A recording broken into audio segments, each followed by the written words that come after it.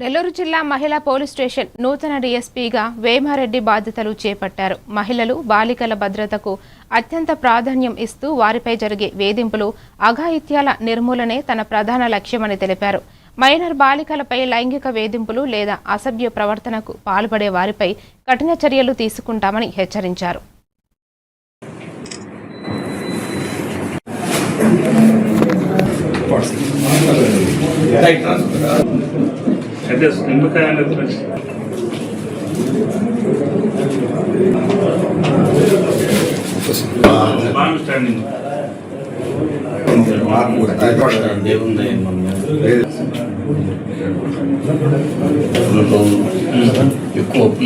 ఈ కోర్టు సంబంధించిన ప్రాసెస్ అనేది వస్తుంది సార్.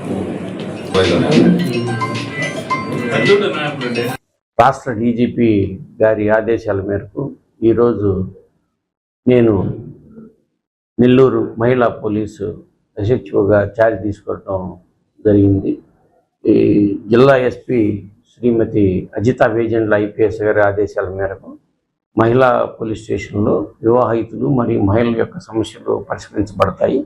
వారికి ప్రప్రథమంగా కౌన్సిలింగ్ ఇవ్వడం జరుగుతుంది. కౌన్సిలింగ్ విఫలమైనటువంటి పక్షంలో చట్ట ప్రకారం తగు చర్య తీసుకొనబడుతుంది.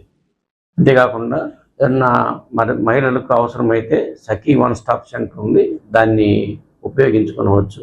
అంతేకాకుండా 18 సంవత్సరాల లోపు బాలికల